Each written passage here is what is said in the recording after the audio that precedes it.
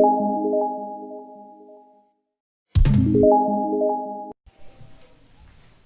છો વિદ્યાર્થી મિત્રો?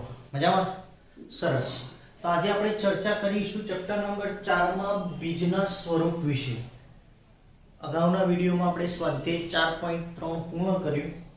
આજે આપણે ચર્ચા કરીશું એક નવા ટોપિકમાં બીજના સ્વરૂપ વિશે. જે આપણને દ્વિઘાત સમીકરણના જે બે બીજ મળે છે બીજના સ્વરૂપ વિશે સમજ મેળવીશું. તો દ્વિઘાત સમીકરણ ax² + bx + c = 0 માટે જે આપણે b² - 4ac એટલે જે દ્વિઘાત સૂત્ર લીધું હતું b² - 4ac ની કિંમતને વિવેચક કહેવામાં આવે છે. એટલે જે b² - 4ac ની જે કિંમત છે એટલે જે સૂત્ર છે આપણા માટે b² - 4ac આને શું કહેવામાં આવે છે? વિવેચક. અને આ વિવેચકની કિંમત પરથી બીજના સ્વરૂપ વિશે સમજ મેળવીશું. તો b² વિવેચકને આપણે d વડે દર્શાવી શકીએ. તો વિવેચક = b² - 4ac જેને સંકેતમાં d વડે દર્શાવવામાં આવે છે. શાના વડે દર્શાવીશું? અને d વડે. અને આ વિવેચકની કિંમત એટલે કિંમત પરથી b² d = b² - 4ac. તો જો d ની કિંમત d > 0 ત્રણ સ્વરૂપ મળશે આપણને બીજના. કેટલા? 3. કે જો d² અને d > 0 એટલે d ની કિંમત ધન મળે. કેવી મળે? ધન મળે. તો દ્વિઘાત જે સમીકરણ છે સમીકરણના બીજ વાસ્તવિક અને ભિન્ન મળે. કેવા મળે? વાસ્તવિક અને ભિન્ન બે બીજ અલગ અલગ મળે. જો d = 0 મળે એટલે વિવેચકની કિંમત તમને 0 એટલે 0 મળે તો વાસ્તવિક બીજ વાસ્તવિક અને કેવા હશે? સમાન. એટલે બંને બીજ એક જ સરખા હોય. જે પણ મળે બીજ બંને બીજ કેવા હશે? સરખા હશે. અને ત્રીજું d < 0 એટલે d ની કિંમત ઋણ મળે. કેવી મળે? ઋણ મળે. તો દ્વિઘાત સમીકરણના વાસ્તવિક બીજ ન મળે.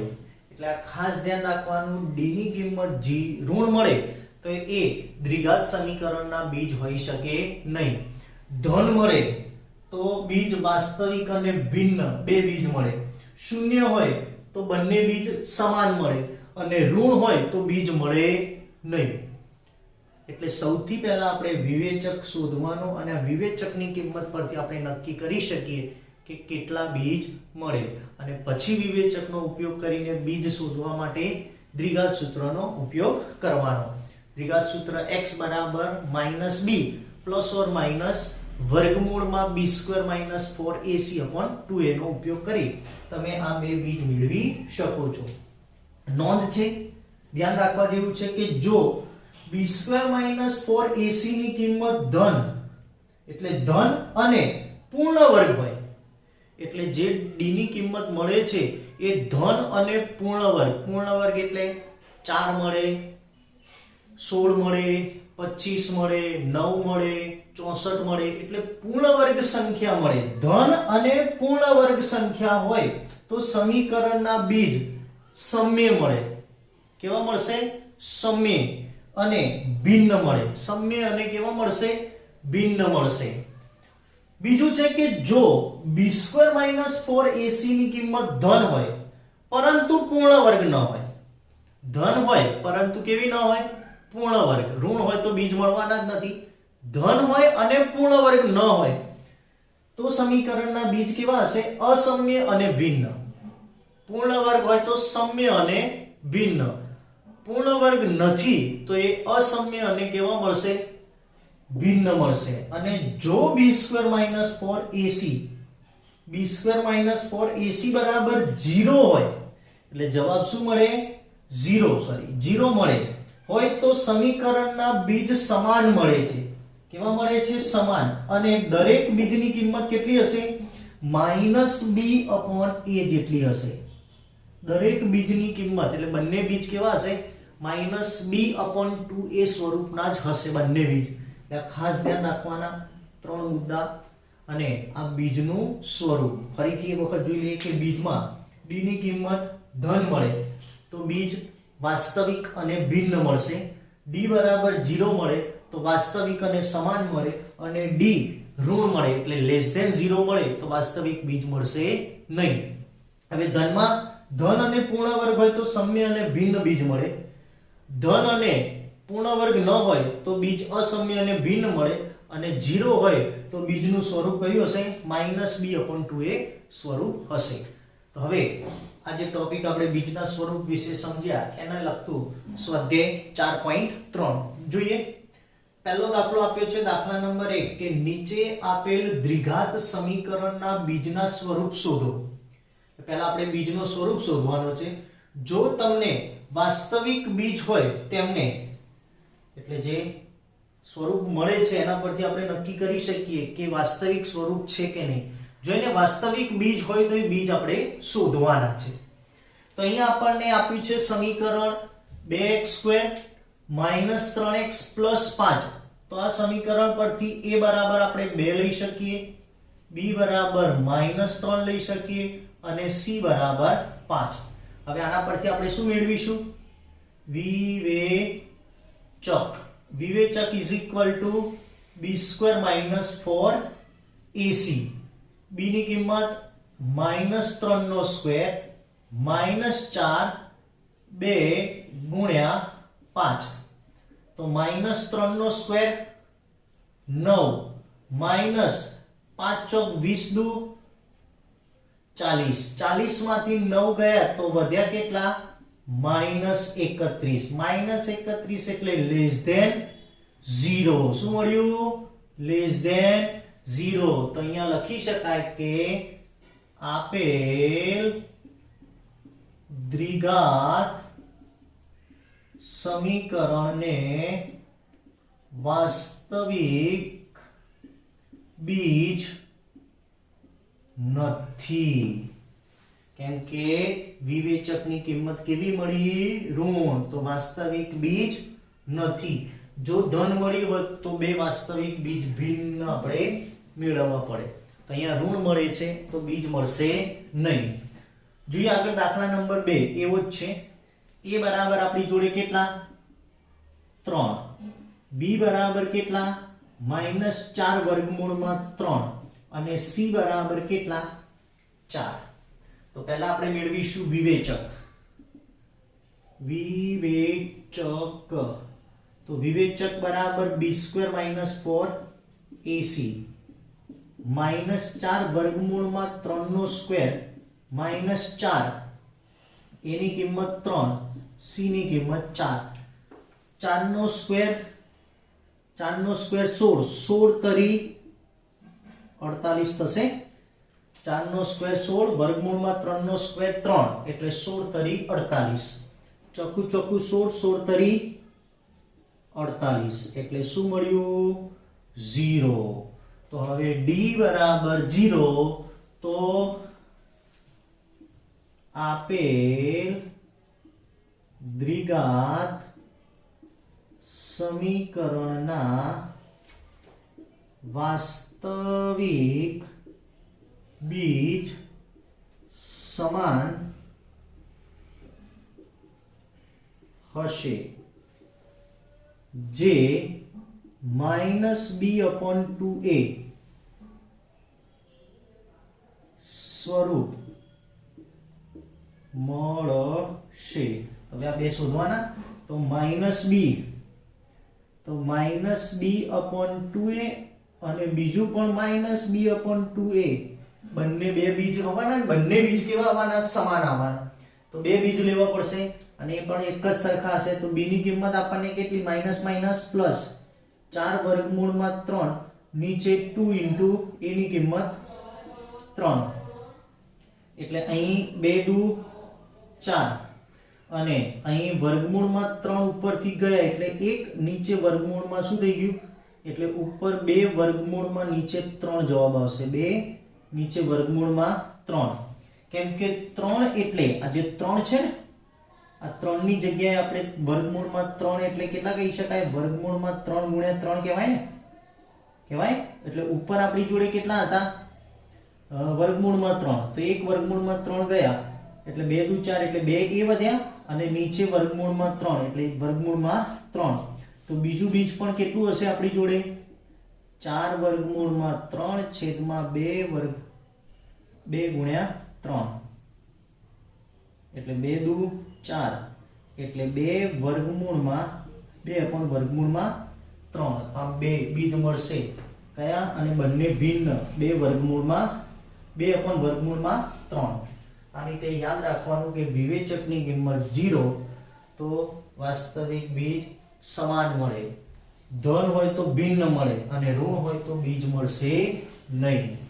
જોઈએ એવો જ ત્રીજો દાખલો. a બરાબર 2, b બરાબર -6 અને c બરાબર 3. વિવેચક is equal to b square minus 4ac. b ની કિંમત -6 નો સ્ક્વેર -4, a ની કિંમત 2, c ની કિંમત 3.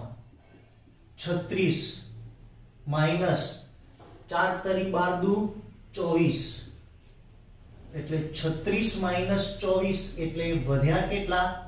12 વધે. કેટલા વધ્યા? 12 એટલે ગ્રેટર ધેન 0. તો આપેલ દ્વિઘાત સમીકરણને વાસ્તવિક અને ભિન્ન બીજ મળે. તો હવે એ બીજ શોધવા માટે આપણે શું કરીશું? વાસ્તવિક અને ભિન્ન બીજ મળશે તો બીજ શોધવા માટે x બરાબર -b પ્લસ ઓર માઈનસ વર્ગમૂળમાં d square -4ac upon 2a. તો x બરાબર b ની કિંમત કેટલી? 6 પ્લસ ઓર માઈનસ વર્ગમૂળમાં 12 નીચે 2 ગુણ્યા 2 એટલે 6 પ્લસ ઓર માઈનસ વર્ગમૂળમાં 4 તરી 12 એટલે 2 વર્ગમૂળમાં 3 અને નીચે 2 દુ 4 એટલે 2 ઉડાડી દઈએ અહીંયા 2 તરી 6 એટલે અહીંયા રાખીએ. ચલો હાલ ઉડાડવા નથી એટલે અહીંયા 4 લઈ લઈએ. કેટલા લઈએ? 2 દુ 4. હવે ઉપર 3 પ્લસ 2 વર્ગમૂળમાં 3 છેદમાં 2 2 દુ 4 અને 2 તરી 6 પ્લસ ઓર માઈનસ છે તો x બરાબર એક બીજ મળશે આપણને 3 પ્લસ 2 વર્ગમૂળમાં 3 ભાગ્યા 2 અને એક બીજ મળશે x બરાબર 3 પ્લસ 3 માઈનસ કેવું 3 માઈનસ 2 વર્ગમૂળમાં 3 છેદમાં 2. તો બે ભિન્ન બીજ મળે. ક્યારે? કે વિવેચકની કિંમત ગ્રેટર ધેન 0 એટલે ધન મળે ત્યારે તમને બે ભિન્ન બીજ મળે. ઓકે, આવડશે? તો બીજ આપેલા હોય તો દ્વિઘાત સ્વરૂપ શોધવાનું અને જો બીજ મળતા હોય તો એ બીજ આપણે શોધવાના. જોઈએ દાખલા નંબર 2 કે દ્વિઘાત સમીકરણના બીજ સમાન હોય એટલે આપેલ જે દ્વિઘાત સમીકરણ છે ને એના બીજ કેવા છે? સમાન છે. તો k ની કિંમત આપણે શોધવાની છે દ્વિઘાત સમીકરણમાં. તો અહીંયા આપણે નક્કી કરીએ તો a બરાબર 2, b બરાબર k અને c બરાબર 3. વિવેચક is equal to b square minus 4ac. b ની કિંમત k નો સ્ક્વેર માઈનસ 4 ગુણ્યા 2 ગુણ્યા 3. તો અહીંયા k સ્ક્વેર માઈનસ 4 તરી 12 દુ 24. અહીં દ્વિઘાત સમીકરણના બીજ સમાન છે માટે વિવેચક બરાબર 0 થાય. વિવેચકની કિંમત શું હોય? 0. ક્યારે? તો બીજ સમાન હોય, કેવા હોય? સમાન હોય તો વિવેચક શું હોય? 0. તો માટે અહીં આપણે લખી શકીએ k² - 24 બરાબર 0. તો k² = 24. તો k બરાબર વર્ગમૂળમાં 24. તો k = 6 ચોક 24 એટલે 2 વર્ગમૂળમાં 6. 6 ચોક 24 થયા. 4 ને 12 લઈ ગયો એટલે કેટલા થઈ ગયા? 2. એટલે k ની કિંમત મળશે આપણને 2 વર્ગમૂળમાં 6. કેટલી? 2 વર્ગમૂળમાં 6. આ રીતે તમારે બીજ કેવા સમાન આપેલા હોય, કીધેલું છે કે દ્વિઘાત સમીકરણના બીજ સમાન હોય. તો અહીં દ્વિઘાત સમીકરણના બીજ સમાન છે માટે વિવેચક શું હોય? 0 હોય તો જ સમાન હોય ને. તો જોઈએ એવો દાખલો, દાખલા નંબર 2. તો અહીંયા a બરાબર આપણને કેટલા આપ્યા છે? k. આ સમીકરણ દ્વિઘાત સમીકરણમાં ફેરવવું પડશે ને. k નો ગુણાકાર. તો અહીંયા k x² - 2k x અને +6 બરાબર 0. આ kx નો ગુણાકાર x સાથે એટલે kx², kx નો ગુણાકાર 2 સાથે એટલે -2k x + 6. તો હવે આના પરથી આપણે a બરાબર k, b બરાબર -2k અને c બરાબર 6. વિવેચક b² - 4ac. b ની કિંમત -2k નો સ્ક્વેર -4. a ની કિંમત કેટલી? k અને c ની કિંમત કેટલી? 6. તો અહીંયા 4k² -6 ચોક 24k. કેટલા k? 6 ચોક 24k. અહીં દ્વિઘાત સમીકરણના બીજ સમાન અને સમાન છે માટે વિવેચક બરાબર 0 થશે. તો વિવેચક 0 થાય એટલે 4k² - 24k બરાબર 0. તો 4k કોમન કાઢીએ તો k - 6. 6 ચોક 24 બરાબર 0. તો અહીં 4k બરાબર 0 અથવા k - 6 બરાબર 0 થશે. તો અહીંયા k = 0 એટલે k બરાબર 0 અથવા k બરાબર 6. તો k બરાબર 0 જે શક્ય નથી. તો k બરાબર કેટલા મળશે આપણને? તો આપેલ દ્વિઘાત સમીકરણમાં k બરાબર કેટલા હશે? 6. ઓકે, અહીંયા સુધી જોઈ લો.